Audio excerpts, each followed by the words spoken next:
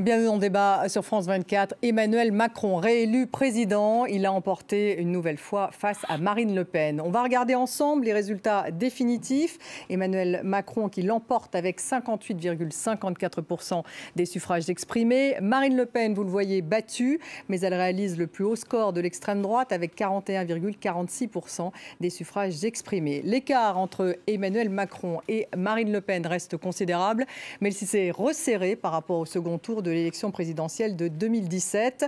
Le taux d'abstention a progressé, il est de 28%. Le taux de participation est donc le plus faible depuis 1969. Emmanuel Macron a évoqué une nouvelle ère dans son discours. Alors quels enseignements peut-on tirer du scrutin? Quels sont finalement les enjeux des élections législatives, ce troisième tour, comme l'appelle Jean-Luc Mélenchon? Quel défi pour Emmanuel Macron? 5 ans de mieux, a-t-il dit. Mais alors comment? Faut-il une nouvelle méthode? On en débat avec mes invités. J'ai le plaisir d'avoir à mes côtés Mathieu Doiret, directeur d'études d'Ipsos. Bonsoir à vous et bienvenue dans le débat sur France 24. En face de vous, Yasmina Jaffar, bonsoir. Bonsoir. Présidente, journaliste et présidente de La Ruche Média. Bienvenue à vous également dans le débat. Anita Auster est avec nous. Bonsoir, éditorialiste politique à Atlantico.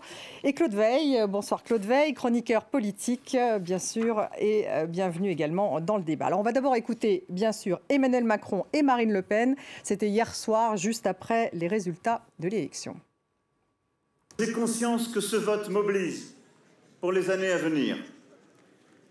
Je suis dépositaire de leur sens du devoir, de leur attachement à la République. En dépit de 2 semaines de méthodes déloyales, brutales et violentes, similaires à celles que subissent au quotidien les Français, les idées que nous représentons arrive à des sommets un soir de second tour d'élection présidentielle. Avec plus de 43% des voix, le résultat de ce soir représente en lui-même une éclatante victoire. Mathieu Doiret, alors les enseignements, c'est une défaite de Le Pen, mais elle a un score qui a progressé, je le disais. Est-ce que la France est plus mouchetée, si je puis dire, qu'en 2017, ou est-ce que les clivages territoriaux, clivages sociaux sont encore très prononcés? Les clivages sont très très nets quand on regarde aussi bien la sociologie des électorats que la carte même des résultats. Donc la question quand même qui est fondamentale, c'est est-ce que c'est 42% pour l'extrême droite, c'est quand même la question que nous posent les journalistes étrangers notamment. La réponse, c'est pas sûr. Et je pense même d'ailleurs... Comment ça, c'est pas sûr? Eh bien, c'est pas sûr parce que est-ce qu'on peut encore considérer que tout l'électorat de Marine Le Pen se situe à l'extrême droite? La réponse, on l'a dans le sondage, c'est non. Ah oui, d'accord, sur le qualificatif d'extrême droite pour le mouvement du Rassemblement national. Eux-mêmes ne se positionnent pas. Non, mais les électeurs eux-mêmes, vous savez, on leur demande de se positionner sur une échelle gauche-droite. Eux-mêmes ne se positionnent pas à l'extrême droite. Et en tout cas, beaucoup moins volontiers, par exemple, que ceux d'Éric Zemmour. Donc, on voit bien que aujourd'hui, quand même, ça ressemble de plus en plus à ce qu'était la gauche il y a 50 ans. Parce qu'il y a 50 ans, les diplômés ils votaient pas à gauche, les cadres ils votaient pas à gauche et les ouvriers ils votaient à gauche. Donc la gauche plutôt communiste? C'est ça. Alors donc ça a énormément changé. Mais est-ce que la France est singulière en la matière? Il s'est passé un truc incroyable en Angleterre en 2019 quand des circonscriptions qui avaient toujours voté travaillistes depuis le suffrage universel ont voté conservateur à cause justement de cette volonté d'aller jusqu'au bout du vote qu'ils avaient fait au référendum du Brexit et de voter pour le Premier ministre qui allait délivrer le Brexit. Donc ce que je veux dire, c'est que oui, il y a un réalignement. On est dans une période de réalignement. En fait, il a commencé en 2017. Ce réalignement, il a eu lieu aux États-Unis depuis déjà pas mal de temps. Il a eu lieu réalignement entre quoi et quoi? Il nous montre que c'est un réalignement. Alors, ça ne se rappellera plus la gauche et la droite si l'on veut, mais enfin, il y aura quand même une bipolarité. En réalité, cette division tripolaire, elle est probablement temporaire. Entre 1958 et 1972, par exemple, on n'appelait pas la droite, on l'appelait la majorité. Et puis après, on a fini par dire la gauche et la droite à partir de 1974. Bon, c'est peut-être très temporaire tout ça. On ne devrait pas tout voir à travers le prisme de notre sémantique du passé. Donc, mais ces 3 blocs dont vous parlez, Claude Veil, ces résultats qui correspondent tout de même à une fracture, donc classe sociale et une fracture territoriale. Clairement, la sociologie des électorats le montre, la géographie aussi. Vous avez des cartes derrière vous qui sont parfaitement éloquentes. Le Sud a voté majoritairement Marine Le Pen et le Grand Est et ce qu'on appelle les Hauts-de-France. 2 régions seulement, quand même. Enfin, voilà. Et l'Ouest a voté, l'Ouest, le centre-Ouest ont voté massivement pour Emmanuel Macron, et surtout les métropoles ont voté massivement Emmanuel Macron, parce que c'est une sociologie plus tournée vers la mondialisation, vers des salariés du privé. L'électorat plus âgé aussi. Un électorat plus âgé, un électorat plus diplômé. Enfin, toutes les caractéristiques sociologiques se croisent pour montrer qu'on a deux électorats très, très typés. Alors après, on peut discuter à perte de vue, savoir est-ce que c'était l'électorat d'extrême droite. Moi, je pense que Marine Le Pen est quelqu'un d'extrême droite. Je connais des gens qui votent pour elle, qui ne sont évidemment pas des gens d'extrême droite. Il y a une composante, ça a été évoqué. L'ensemble des démocraties occidentales est balayé depuis une dizaine d'années par une vague, appelée-la national-populiste, appelée-la protestataire, appelée-la anti-système. C'est en gros la même chose, avec des adaptations à la culture locale et nationale. Mais ce qui se passe avec Orban en Hongrie ressemble beaucoup à ce qui s'est passé avec le Brexit en Angleterre, qui ressemble beaucoup à l'élection de Trump contre Madame Clinton, et qui ressemble beaucoup au mouvement Le Peniste chez nous, et au mouvement Salvini en Italie, et au mouvement qui a été pionnier d'ailleurs de l'extrême droite autrichienne, qui a été une des premières à accéder à des fonctions officielles au gouvernement. Donc là, il y a un parallèle. Si on parle de barrage, je dirais que c'est pas seulement à Madame Le Pen que Emmanuel Macron a fait barrage. Emmanuel Macron a fait barrage à ce mouvement qui balaye l'ensemble du monde occidental, et ce qui, d'une certaine façon, relativise beaucoup le succès de Marine Le Pen. Moi, je pense que l'élection n'était pas pliée d'avance. Rien n'était joué. Si je peux me permettre encore un commentaire avant de ne pas trop parler, mais j'ai été quand même totalement estomaqué par la soirée électorale d'hier soir. Ça, tout le monde. Hier soir, j'ai appris que les poissons volaient et que les oiseaux nageaient. Et que quand j'ai vu Marine Le Pen arriver, parler de son éclatante victoire, et l'ensemble des commentateurs parler de la défaite d'Emmanuel Macron, c'était littéralement surréaliste, puisqu'on est sur une télévision qui s'adresse à l'étranger. J'ai aujourd'hui beaucoup d'amis étrangers au téléphone, mais ils me disent comment ça marche en France? C'est le gagnant qui perd les élections. En même temps, elle a accepté la défaite, contrairement à d'autres. J'ai envie de dire, Anita Hausser. C'est un art de transformer l'échec en victoire. Bon, c'est ce qu'elle a fait. 42%, personne ne les avait obtenus depuis la nuit des temps.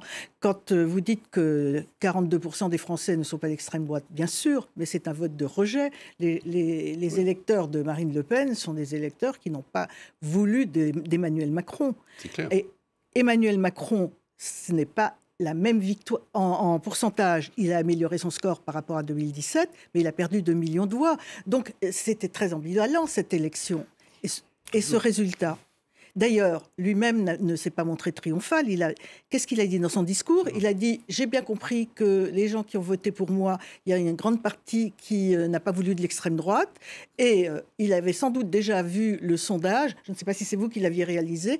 Non, je crois que c'est vos confrères d'Opinionway qui dit que 65% des Français ne veulent pas qu'il obtienne une majorité. Oui, on va y revenir. Ça, c'est un sondage que je trouve totalement réfutable. On va y revenir. Mais juste encore un tout petit mot. Oui. Les deux petits sonores que vous avez passés étaient absolument fascinants, parce qu'on avait une déclaration de guerre et une déclaration de paix, et on avait une déclaration de victoire de la vaincue et un vainqueur extraordinairement modeste qui remerciait non pas ses électeurs, mais ceux qui, par devoir, avaient voté pour lui alors qu'ils ne l'aimaient pas. C'est une situation très...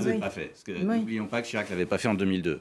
Yasmina Jaffar, un mot peut-être là-dessus. Et puis toujours sur ces fractures, puisque pour avancer un petit peu, qu'on comprenne bien justement pour ce public international qui nous regarde, fracture classe sociale, fracture territoriale, on le retrouve encore dans ce scrutin. Non, en effet, c'est vrai que le fait qu'hier, il ait eu une sobriété, on voit là derrière vous les images de Brigitte Macron qui ne sourit pas, il n'arrive pas tout seul, il a des enfants avec lui, parce que ce qui est très important pour lui dans ce quinquennat, ça va être l'éducation. Ça passe aussi par là, la place des Français. La colère qui est là, je nuancerai un petit peu, les 42% qui ont voté, n'ont pas voté tout contre Emmanuel Macron, mais contre un système. Mais ce n'est pas Emmanuel Macron. Ça fait longtemps que ça ne va pas. Ça fait longtemps que ça ne va pas. Il représente quelque chose qui est d'ordre de la réussite. Il est arrivé en 2017 avec une histoire où il nous disait « Prenez votre risque, essayez, la France qui va bien, nous allons tous être des start-upers, tout va bien ». Cette fois-ci, il raconte autre chose. Il parle du plein d'emploi, il vient avec des enfants. Il dit que peut-être il faut remettre l'école au cœur du système, parce que ça passe par le diplôme, parce que ça passe par la place que l'on a, parce que ça passe par la légitimité que l'on a par rapport à l'autre. On est dans une société où on se regarde tous, beaucoup, où on voit la réussite des uns et des autres à travers des réseaux sociaux, et où il y a une jalousie qui est là. et qui est prégnant par rapport à la réussite. Et il représente ça, c'est-à-dire qu'il y a quelque chose de viscéral dans la personnalité d'Emmanuel Macron, et c'est pour ça qu'hier, il a... Donc c'est du ressentiment, ce que vous décrivez. Oui, et c'est ce qu'il se passe. C'est ce qu'il se passe. Et s'il pas seulement, bien sûr, il y a multifactoriel, la situation dans laquelle nous sommes est multifactorielle, mais pour parler de cette réussite et d'Emmanuel Macron qui est teinté un petit peu de, excusez-moi, d'avoir gagné, c'est un peu ça, c'est qu'il est en train de comprendre et qu'il a un peu évolué, en tout cas pourvu que ça dure, qu'il a évolué sur la façon qu'il a de s'adresser au peuple. Mathieu Doiret, un mot sur les Outre-mer tout de même, parce que ça aussi, ça a beaucoup choqué. Un raz-de-marée au départ pour plutôt Jean-Luc Mélenchon, et puis tout d'un coup un raz-de-marée pour Marine Le Pen. Je veux dire que peu de monde comprend qu'est-ce qui se passe dans les Outre-mer. Il y a une très forte abstention déjà. Oui, bon, enfin, c'est pas nouveau. Ce qui est vraiment nouveau, c'est de voter pour Marine Le Pen. Donc là, c'est ça qu'il faut analyser. Donc ce qui s'est passé d'abord, c'était récemment, il y avait quand même une situation sociale absolument abominable. On avait des émeutes extrêmement violentes. Ils ont tiré sur les forces de l'ordre, je vous rappelle. La situation économique est dramatique, en fait, hein, dans les Antilles françaises. Donc c'était de la contestation. Il y a Mayotte et la Guyane qui sont les deux seuls endroits en France où on peut parler d'invasion de l'immigration clandestine, par exemple. Vous voyez, donc je veux dire, ça n'a aucun sens en métropole, mais localement, pour le coup, ça existe. Donc c'est pas du tout comparable, par exemple, au vote à Hénin-Beaumont. Le seul point commun, quand même, c'est que tous les départements les plus pauvres ont voté... Le sentiment d'abandon. Voilà, ont voté Marine Le Pen, tous les départements les plus pauvres. C'est ça, vous prenez tous les départements les plus pauvres. En métropole, le plus pauvre, c'est, je crois, les Pyrénées-Orientales, bon, voilà. Le Pas-de-Calais, etc., la Haute-Saône, la Haute-Marne, ce genre de départements que les Parisiens ignorent comme les New-Yorkais ignorent la Virginie occidentale, vous voyez. Et bien sûr, les dom-toms, qui sont des départements. Donc, ils se sont, et la Corse d'ailleurs aussi, qui est très pauvre, et qui se sont rappelés à nous en votant tous, effectivement, massivement Le Pen. Ce n'est pas leur tradition politique, et ça confirme que ce n'est plus un vote d'extrême droite. De leur point de vue à eux, les électeurs, qu'elle soit une candidate d'extrême droite, je veux bien, mais ce n'est pas un vote. La crise sanitaire est passée C'est par clairement un vote contre. Vu de mon grand âge, je vous dirais que les dom-toms, dans les années 60, étaient les départements les plus légitimistes. Oui. On votait De Gaulle. Et comme un seul homme et femme. Et depuis, les choses ont basculé. Aujourd'hui, la culture protestataire et ça a explosé avec la crise du Covid et l'affaire du vaccin, où les élites... Et le chlordécone. Oui, et les partis nationaux n'existent plus. Et moi, ce qui m'a frappé dans l'histoire du vaccin, c'est que les notables locaux comprenaient la politique de Paris. Ils étaient plutôt pro-vax. Ils n'osaient même plus le dire, parce que sinon, ils ne pouvaient pas aller faire les courses le lendemain. Mais d'ailleurs, il n'y a plus. Les partis de gouvernement, par exemple, étaient très forts à l'époque où ils étaient légitimistes. Debré allait se faire élire à La Réunion, hein, dans les années 60. Et là, aujourd'hui, il n'y a plus, aussi bien en Corse que dans tous les départements d'outre-mer, il n'y a plus d'élus qui soient LR, PS ou REM. Ils sont tous de partis locaux autonomistes alternatifs. Anita Hausser, vous voulez rajouter quelque chose ? Non, je suis d'accord avec ce qui vient d'être dit. Non, je voulais juste dire un petit mot. C'est le sentiment d'abandon. Tout à l'heure.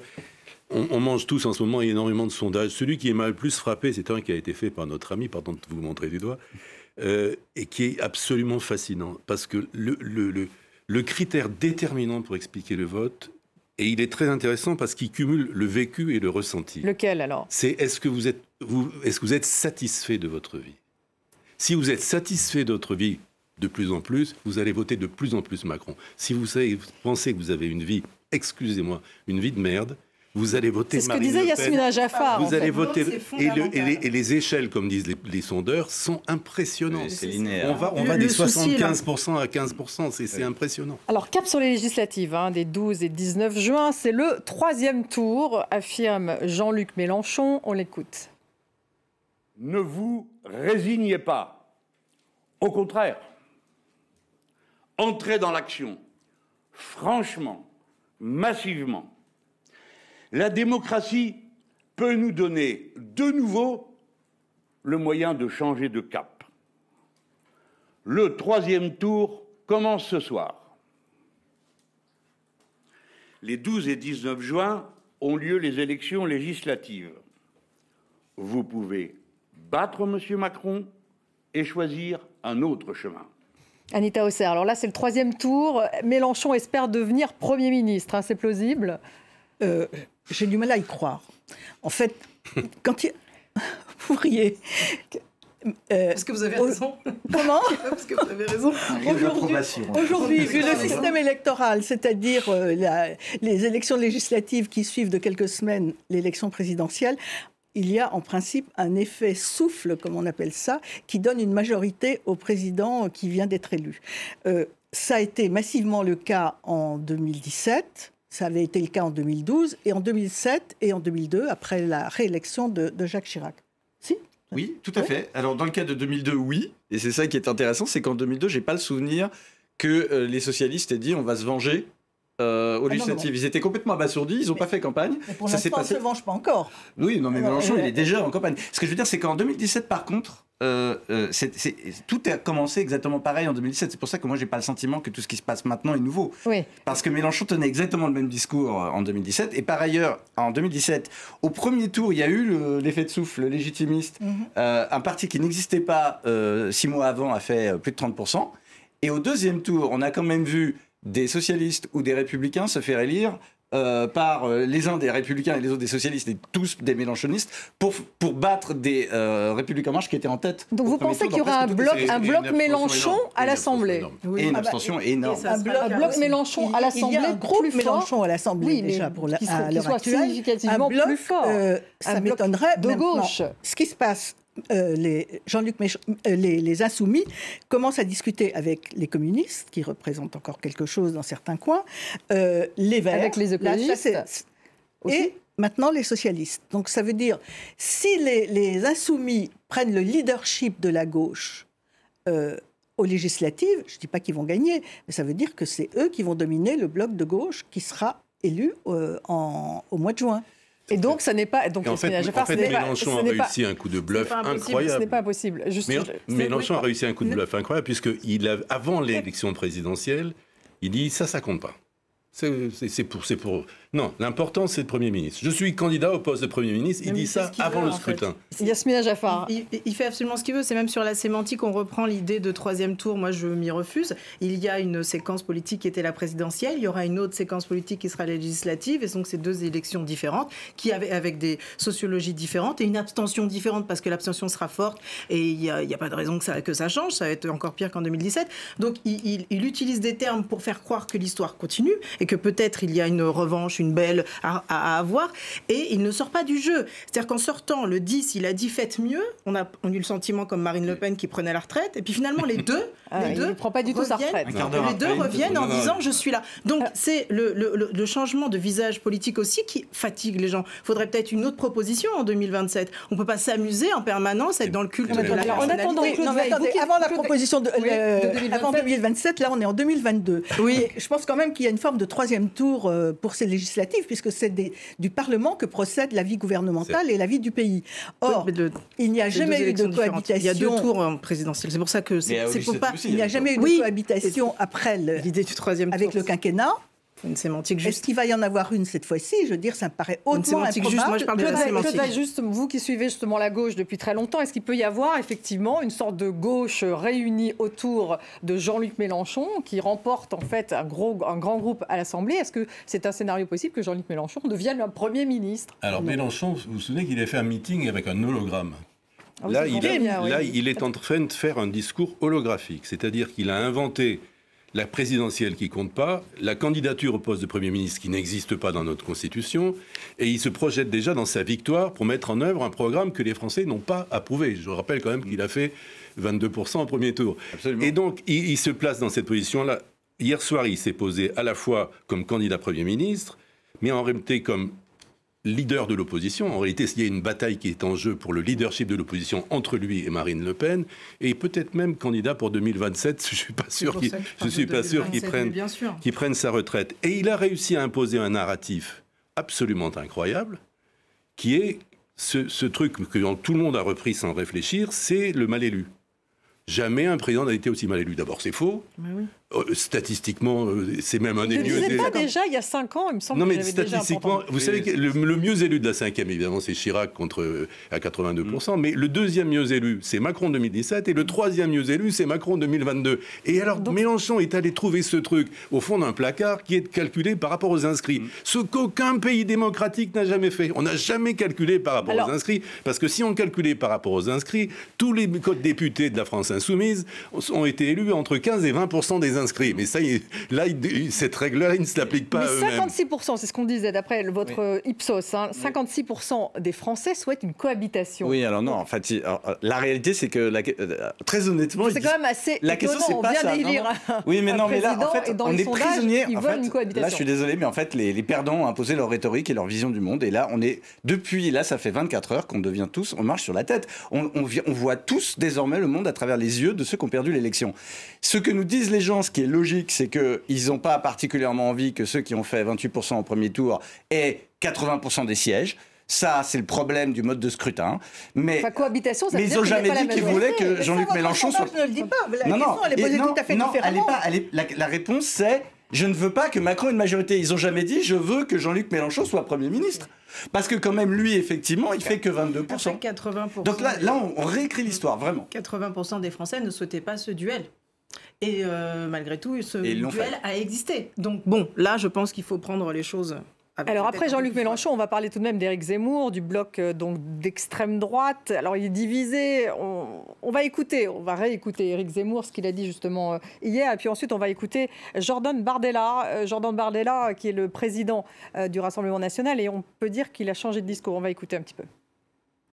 Hélas, hélas, hélas, c'est la 8e fois que la défaite frappe le nom de Le Pen.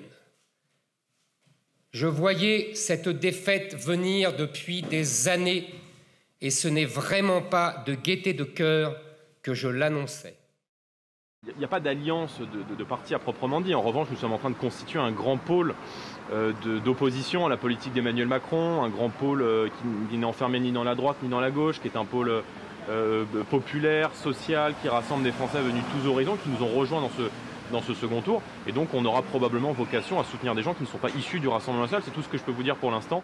Yasmina Japar, est-ce qu'il y aura des alliances? Ça, c'est à l'issue justement de la première réunion du Rassemblement national aujourd'hui. Manifestement, ils avaient mal perçu ce qu'a dit Éric Zemmour hier, mais il y aurait peut-être, c'était très perceptible, mais il y aura peut-être finalement tout de même des encouragements à un rapprochement ou pas?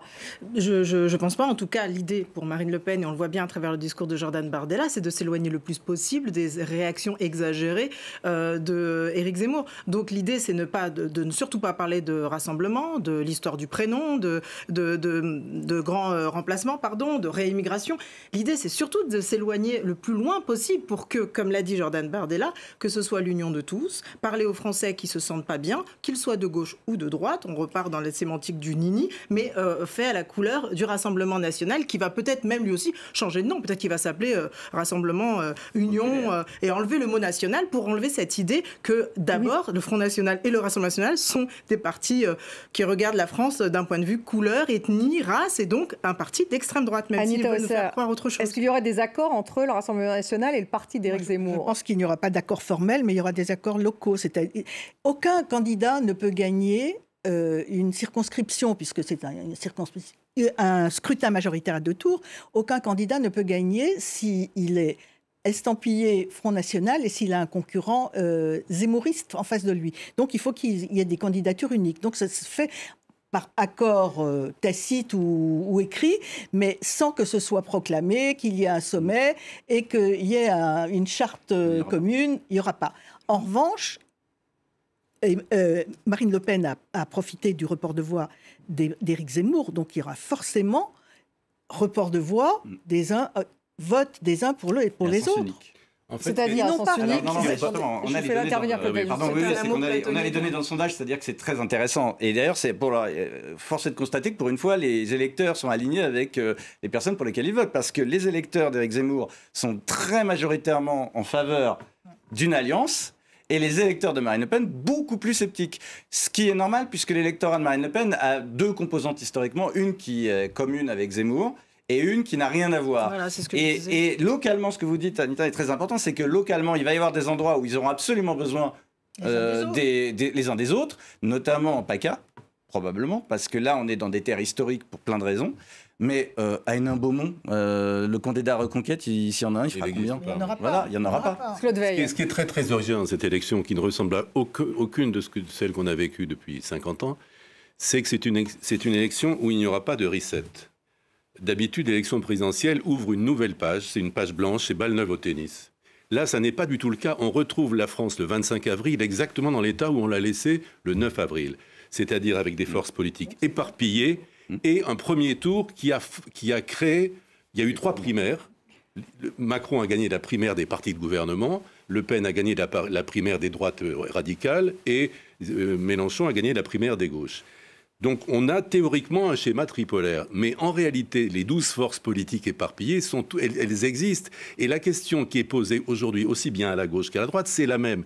C'est est-ce qu'ils sont capables de cristalliser, de transformer, de métaboliser en une force politique organisée ce qui s'est passé dans les urnes au premier tour. Ça n'est pas du tout gagné, parce que après, vous avez des intérêts d'appareil, vous avez des esprits de boutique, vous avez des détestations. Lorsque Faure, le premier secrétaire du Parti socialiste, a dit on va négocier avec Jean-Luc Mélenchon, un tiers de son Conseil national a dit non, pas question, on ne va pas se laisser vassaliser par ces extrémistes. À la droite, le LR, qui est un parti à la dérive, qui n'a même pas été capable, rendez-vous compte, le grand parti de gouvernement, le parti du général de Gaulle, qui a inventé la Ve République, n'a même pas été capable de prendre une position claire sur le second tour d'élection présidentielle, alors qu'après que leur candidate a fait 4,7 ou 8, je ne sais plus, au premier tour. Donc qu'est-ce que ça veut dire à nouveau que les jeux ne sont pas faits? Ça veut dire que, comme disait l'autre, la peau travaille encore et que la recomposition, elle commence maintenant et que d'une certaine façon, ce sont les électeurs qui vont la faire. Je prenais l'exemple de LR. LR est aux abonnés absents, ça n'existe plus. Mais les Français ont montré aux élections locales qu'ils étaient parfaitement capables de découpler leur vote local du vote national. On peut très bien éliminer Mme Pécresse et tenir à son c'était déjà le cas avant. Et tenir à son député LR. Au municipal et au régional, les vieux partis PS et LR ont fait des cartons. Donc ils peuvent se renforcer. Donc en réalité, ce qui va se passer à LR, c'est que chacun va se mettre à son compte. Chacun va regarder dans sa circonscription quelles sont les forces, quels sont les adversaires, quels sont les partenaires avec qui on peut dealer, et va faire sa petite popote dans sa petite gamelle. Et la rue de Vaugirard, pardon pour nos électeurs étrangers, c'est le siège du LR, la rue de Vaugirard, tout le monde s'en fout. Et là, c'est le paradoxe ultime, c'est que leur victoire, on pourrait dire, aux élections régionales, aura mis le dernier clou dans le cercueil de LR et du PS, puisqu'ils sont prisonniers maintenant du fait que, comme ils tiennent les conseils régionaux, ils peuvent pas se plier, ils peuvent pas se soumettre à Macron, parce que dans ce cas-là, ils perdent cet argument des territoires sur lequel Lisnard est déjà en train d'essayer de reconstruire la plateforme, et que, en même temps, cet ancrage territorial les a absolument pas empêchés de faire des scores lamentables, y compris dans les régions qu'ils contrôlent. Alors, un mot peut-être, Yasmine Jaffar. Comment va gouverner, parce qu'on va parler justement du futur gouvernement d'Emmanuel Macron, comment peut-il gouverner avec une assemblée qui sera peut-être très dispersée, sans peut-être une vraie majorité? Ou peut-être il peut encore obtenir une vraie majorité. Je pense qu'il va obtenir la majorité et que là, on est à 24 heures, en effet, vous l'avez très bien résumé, d'un mini-traumatisme de renversement des charges entre celui qui gagne et qui croit qu'il a perdu, et avec une attitude très différente pour celle qui a perdu. Mais non, je pense que vraiment les Français ne sont pas dingues. Si jamais ils ne donnent pas la majorité au président, on ne pourra pas vérifier que ce qu'il nous a proposé hier avec humilité en 8 minutes puisse se faire. Ça va bloquer le pays. Il voulait faire la réforme constitutionnelle, il ne l'a pas fait parce que le Sénat a bloqué. Cette fois, je pense qu'il va la faire parce qu'on se rend bien compte que le ras-le-bol est là. C'est vraiment du point de vue du système. Mais il faudra qu'il y ait une majorité. Mais il l'aura. Enfin, il l'aura, vous pensez? Mais quand on parle de majorité, de réforme des institutions, on parle de réforme du mode de scrutin. Oui. Et ce ne sont pas les institutions, le mode de scrutin. Il suffit d'une loi simple. Il pouvait le faire. Mais là, le mode de scrutin va l'avantager cette fois encore, a priori. Là, le mode de scrutin va l'avantager, bien sûr, mais ça ne peut plus durer. Il faut instaurer une projet de réforme. Ça fera partie des projets de réforme. On ne peut pas. Ça sera pour le coup d'après. Mais pour cette fois, a priori, il aura une majorité. On va déjà voter. D'accord. Non, on n'a pas encore voté. Encore une fois, ça fait quand même plusieurs élections post-présidentielles, en dépit de l'inversion du calendrier, qu'on a quand même des petites surprises. En 2007, LR s'est un peu fait peur. Au deuxième tour, la gauche faisait 50% à cause de la TVA sociale. Et Mitterrand en 88. Et en 88, Mitterrand n'a pas eu de majorité pour le Parti socialiste et a prétendu qu'il avait fait exprès, c'est peu probable. Non, il y a un autre problème. Mais là, il a 2 mois pour faire campagne. Mais là, la question, c'est que surtout, attention, j'entends beaucoup l'expression dose de proportionnelle. Ça n'existe pas, les doses de proportionnelle. Il n'y a aucun pays qui a une dose. Donc c'est tout ou rien. En fait, c'est-à-dire qu'en Allemagne, vous avez des circonscriptions uninominales, mais c'est à la proportionnelle que les sièges sont répartis à la fin. Donc ça pourrait être un des chantiers d'Emmanuel Macron. Avec une élimination des micro-partis quand même. Voilà. Mais là, pour revenir à la question que vous posiez, au fond, c'est que va faire Macron de sa victoire s'il a une majorité à l'Assemblée nationale. Voilà, ces nouveaux défis. Pour moi, c'est la grande interrogation. Alors, je ne sais pas ce qu'il a dans la tête et je ne suis pas sûr que lui-même soit très au clair avec ce qu'il a envie de faire. Alors on va écouter. Quand il dit on va faire autrement, ça veut dire quoi? Est-ce que ça veut dire qu'il va s'orienter vers une politique de pacte sur le mode belge ou sur le mode germanique, c'est-à-dire on discute avec des chefs de parti et on crée quelque chose qui soit un programme de gouvernement négocié, ou est-ce qu'on reste dans la logique 5e République? Le président de la République dit voilà, le programme c'est ça, vous signez en bas, vous pouvez disposer. C'est ça, inventer un nouveau parlementarisme dans le cadre des institutions de la 5e République, c'est extrêmement difficile à faire. Et s'il le fait, ça sera un vrai changement institutionnel sans changer la Constitution. On va continuer cette discussion. Je voudrais juste qu'on écoute Gabriel Attal, le porte-parole du gouvernement, qui est justement à parler de cette méthode. Il faudrait aussi que le maire arrête.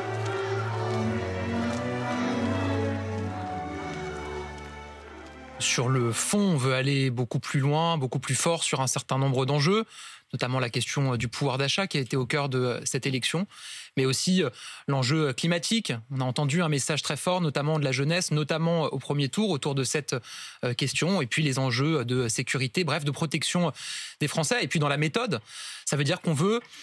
Oui, inventer une méthode nouvelle qui permet d'associer beaucoup plus largement et beaucoup plus directement les Français dans les décisions qui sont prises.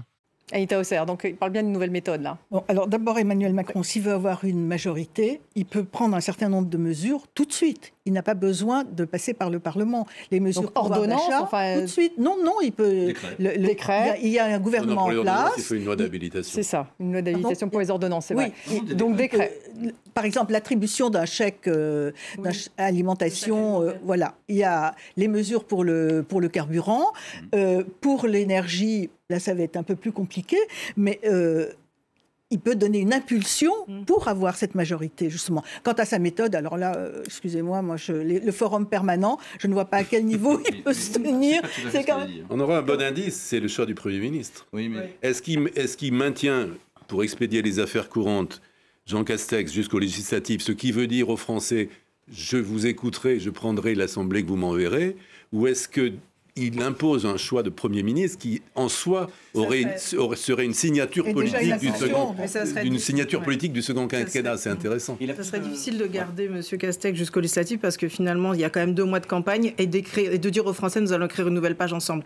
Ça serait vraiment un message contradictoire. Donc il doit aujourd'hui dire ce qu'il a dit à Marseille, c'est-à-dire un Premier ministre vert avec un Premier ministre vert, vous parliez un Premier ministre avec deux sous-ministres verts.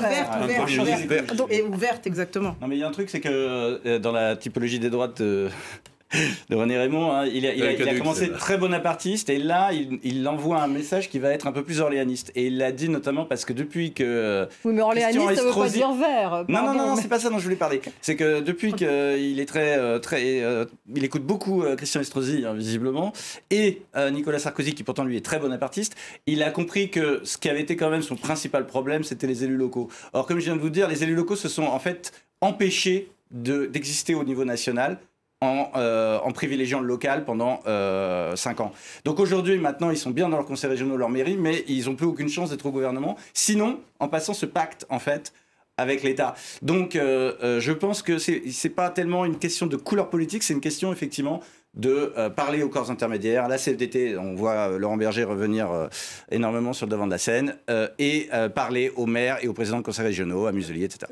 Est-ce qu'il va faire du Jacques Chirac post-2002 ou est-ce qu'il va faire du Gerhard Schröder qui, pendant son dernier mandat, a réformé totalement les lois du travail? Alors j'évite de faire des pronostics. Est-ce qu'il va être réformateur ou est-ce qu'il va être plutôt immobile? Non, immobile, c'est pas possible. On a eu 2 mandats de grande immobilité, qui a été le second de Jacques Chirac et le second de François Mitterrand, on l'a oublié. Le Nini. Un de mes amis qui travaillait à l'Élysée à cette époque et qui était proche du président avait eu cette formule heureuse. Dans le premier septennat, on a vidé le sac de ce qu'on avait à faire, et dans le second, Mitterrand s'est contenté de surveiller les nominations de gardes champêtres. Et c'est vrai que sur un second mandat, soit vous n'avez pas fait le boulot, soit vous êtes heurté à de telles difficultés que vous dites manifestement, Macron n'a pas l'intention de poser le sac. S'il a mis ce qui lui a probablement coûté 3 points dans les sondages, notamment dans la jeunesse et les populations actives, s'il a mis en tête de sa candidature la 65 ans, qui est la mesure la plus impopulaire dans le monde du travail, c'est quand même qu'il a l'intention d'en faire quelque chose. Sinon, il aurait financé. De même la réforme du RSA. Les deux réformes qu'il a mis sur la table pour annoncer sa candidature, c'était deux réformes impopulaires, et évidemment il le savait parce qu'il est un peu moins bête que moi. Donc s'il a fait ça, c'est... L'électorat Pécresse, s'il a fait ça, époque. oui, mais c'est dire l'électorat Pécresse, à l'époque, elle était déjà un peu à terre. Mais il a pris le peu qu'il y avait. En tout cas, vous pensez qu'il ira au bout de donc, je pense connaissant d'abord, c'est un type qui adore la castagne. Oui, il aime l'odeur de la poudre. Et deuxièmement, il a bien l'intention de laisser quelque chose dans l'histoire, et pas seulement un type qui s'est coltiné les gilets jaunes et le Covid. Ce qui était quand même pas rien. Donc, et il a 44 ans. Donc, s'il arrive à faire ce qu'il a l'ambition de faire, et que beaucoup de Français ne veulent pas du tout, c'est-à-dire en gros moderniser le modèle social français pour l'adapter aux contraintes de la mondialisation, pour le faire en 3 mots, s'il arrive à faire ça, il considérera qu'il a rempli sa mission historique. Oui. Donc plus Gerhard Schröder que Jacques Chirac. Oui, il n'a pas pu faire quand même pendant ces 5 années. C'est quand même un président empêché. Donc il a eu envie d'ambition. On se rappelle très bien en Louvre de ce qu'il avait déclamé pour que la France aille mieux. Et il a l'Europe au cœur, la France au cœur. Et je pense que clairement, il a entendu la sonnette d'alarme. Et Jordan Bardella a raison. Si tous les 5 ans, il gagne 5 points, la fois d'après, et il aura cette responsabilité-là. C'est-à-dire, il sait aussi, donc, il a payé pour voir que la France est incroyablement éruptive. Et que son problème, il ne sera pas à l'Assemblée. Son problème, il ne sera pas au Palais Bourbon, il sera dans la rue. Anita Hausser, justement sur cette réforme possible, les réformes. Ah mais moi, je crois qu'il n'y a pas de réforme possible sans contrepartie. Et la contrepartie sociale, elle se négocie. Il ira au bout, justement. Vous pensez qu'il ne sera pas, justement, vous parliez de Jacques Chirac, ce ne sera pas Jacques Chirac 2002, Emmanuel Macron. Ce sera une réforme négociée. Nouveau mandat. Il ne va pas faire une loi en disant l'âge de la retraite est porté à 65 ans, point. Je veux dire, ça va être un long... S'il a une majorité, un gouvernement, etc., ça sera un processus. Et il se lancera dans le processus. Il ne reculera pas. Je pense qu'on perd un tout petit peu de vue quand même qu'il a beau être très romanesque et opportuniste en apparence, il n'est pas aussi machiavélique peut-être. Enfin, il a des idées, des lignes directrices. Et notamment, il est pas mal quand même dans la ligne de l'école de Toulouse. Vous savez, le prix Nobel Jean Tirole et le directeur actuel de l'école. Alors, il y a deux personnages de l'école de Toulouse qui sont très importants. Il y a Christian Gaulier qui a écrit La fin du monde et la fin du mois, vous savez. Donc, il va avoir à gérer ça, cette transition qui va être quand même un énorme chantier pour les décennies à venir. C'est-à-dire qu'il va falloir que les gens acceptent que la transition écologique a un coût. Et le deuxième sujet, c'est Jacques Delplat, qui est donc de l'école d'économie de Toulouse aussi, qui dit qu'il faut payer pour réformer. Et donc ce que Anita Hausser a dit est évident. Il a expliqué qu'il y aura des contreparties, c'est-à-dire que 65 ans de retraite, c'est pour, par exemple, la retraite à 1 100 €. Voilà. Et ce qui est fondamental aussi, ce qu'on lui reprochait, c'est un casting plus compétent et moins amateur et moins copinage de la première heure. Voilà, on n'est plus à la première heure, on est 5 ans après. Donc il faut que dans son gouvernement, il y ait des endroits, il y a les endroits régaliens qui sont importants, mais la culture, c'est important. Donc il faut quand même un ministre de la Culture qui se tienne, parce qu'on en parlait, l'éducation nationale aussi, parce qu'on en parlait tout à l'heure, ça passe par là d'être entendu. Bien sûr, la santé aussi, mais ça passe par là d'être entendu des Français, c'est d'avoir des gens compétents. Il nous reste 5 minutes, on va écouter tout de même la réaction de Boris Johnson.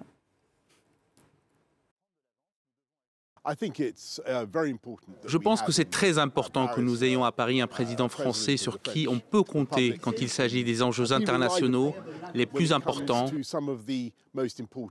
et en particulier vis-à-vis de la situation en Ukraine.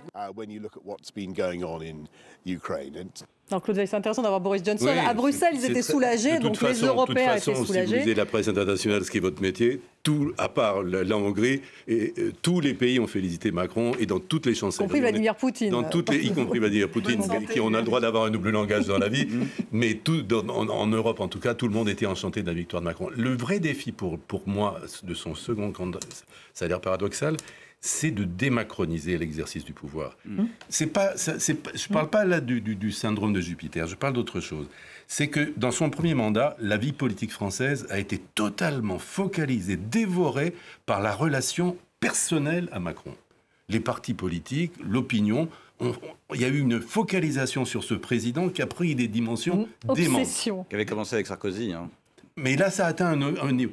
C'est le niveau de personnification. La personnification, notamment des haines qui ont pris des niveaux pathologiques, mais aussi des adorations, etc. tout tournait autour de sa personne. Les partis politiques ont arrêté de bosser, le Parti socialiste était à la rue, la LR ne bossait pas, plus personne bossait, on se contentait... C'est pas à cause de lui, c'est à cause d'eux. C'est à cause d'eux, bien sûr, parce que tout le rapport à Macron dévorait tout l'espace politique. C'est à cause d'eux aussi. Je pense que dans le second mandat, il faudrait, si ça lui est possible, qu'il prenne un petit peu de retrait, de façon à laisser respirer la République. Mais si les partis c'est pas lui qui peut dire aux partis mettez-vous au boulot les enfants et faites-moi des propositions. Je veux dire, c'est ça, Anita Auxerre. Si justement les partis ne se recomposent pas, comment est-ce qu'il peut y avoir véritablement ces corps intermédiaires avec Emmanuel Macron? On va rester dans une logique jupitérienne. Les corps intermédiaires, ce sont les élus, ce sont les syndicats, enfin ce sont les élus régionaux. C'est vrai qu'il n'a pas vraiment dialogué avec eux. Mais le problème, enfin je ne suis pas tout à fait d'accord avec ce que vous dites, c'est la macronisation, c'était justement la jupitérisation du pouvoir. Par rapport à Hollande. Déjà, parce qu'il y avait eu le précédent Hollande de désacralisation complète du pouvoir. Ce qui a rendu le système fou, c'est simple, c'est qu'il n'y a plus d'espace pour la droite de gouvernement, puisque la droite de gouvernement, elle est au gouvernement. Il n'y a plus d'espace pour la gauche de gouvernement, puisque la gauche de gouvernement, elle est au gouvernement. Du coup, il y a eu une fuite aux extrêmes. Il a vidé LR et le PS, et il y a eu une fuite aux extrêmes. Sur cette base-là, est-ce que quelqu'un peut reconstituer une offre politique crédible et pas une offre radicale qui sera toujours... Ça veut dire revenir aux anciens partis alors? Non, inventer une offre nouvelle qui soit gagnable. Parce que tout le monde sait que l'extrémisme a très peu de chances de remporter des élections en France. Mais alors justement, moi je voudrais juste te dire, parce qu'en voyant Johnson, je me dis qu'ils se ressemblent plus qu'on ne le dit, programmatiquement. Emmanuel Macron et Boris Johnson. Bien sûr. En réalité, ils ont d'abord, ils ont pris à contre-pied le parti dont ils étaient issus, ils ont disrupté complètement la vie politique, ils ont fait des choses incroyables qu'on ne pensait pas possibles. En réalité, ils sont complètement en phase avec leur époque, et en réalité, il n'est pas plus dans le système que Marine Le Pen. Il a complètement démoli le système sciemment. Et en réalité, c'est simplement qu'on est en plein dans la révolution et que quand il y a une révolution, tout le monde a le sentiment de perdre avant de gagner. Yasmina Jafar. Et c'est vrai qu'il y a aussi la personnalité, là où je rejoins ce que vous dites, Claude, c'est par rapport à la personnalité. Il y a eu aussi toute cette période pendant 1 an ou 2 de petites phrases, peut-être l'APL, premier message pas très sympa. Voilà, donc il y a eu tout ça qui a fait qu'on a regardé Emmanuel Macron comme une personnalité presque de télévision ou de série. D'ailleurs, ça continue parce qu'il a fait des petites séries comme des séries Netflix pour sa campagne et ça marche pas très très bien. Avec le slogan « Avec vous » qui veut pas dire grand-chose, on sait pas ce que ça veut dire. Donc il faut qu'il trouve une nouvelle sémantique, une nouvelle façon d'arriver. Je trouve que hier, la façon dont il est arrivé hier, ça raconte quelque chose. On est dans un début de récit. C'est quand même plus intéressant que le Louvre. Donc voilà, il commence à raconter quelque chose. Donc il faudrait continuer là-dessus et sortir de la personne Emmanuel pour être dans qui est Macron. C'est un de conclusion, Anita Auxerre. Que là, on est trop dans la communication et l'un des grands reproches qu'on pourrait faire à Emmanuel Macron, c'est de ne pas avoir structuré de force politique.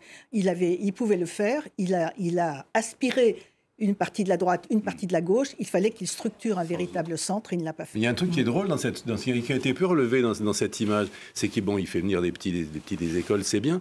Mais vous avez remarqué qu'ils ne sont pas du tout en dimanche, comme on disait quand j'étais gosse. Ils sont tenus comme pour aller à l'école, en jean, en sweatshirt, etc. C'est assez marrant. Il y a un effet en tous les jours, quoi. Ils sont habillés en tous les jours. C'est assez marrant, ça, parce qu'il y a Ils ne sont pas endimanchés. Voilà. Il y avait plusieurs choix. Il y avait aussi peut-être le choix de venir avec le t-shirt, comme pendant les meetings. Ils venaient tous le rejoindre. Et c'est bien qu'il n'y ait pas eu le t-shirt. Celle-là, ça aurait fait du marketing. Après, je crois qu'on ne change pas. C'est-à-dire qu'il va finir son travail de démolition et que le travail de reconstruction de l'offre politique, lui, il ira au bout de son programme, je pense. Mais la reconstruction des partis politiques, c'est Édouard Philippe et compagnie qui seront. C'est une structure en oignon. Le macronisme, c'est une structure en oignon. Il a élargi encore avec. On n'a plus le temps. Merci beaucoup. Merci à tous les 4. Claude Veil, merci Mathieu Darnay, merci Yasmina Jafar, merci Anita Auxerre et merci à vous tous de nous avoir suivis. Vous restez sur France 24.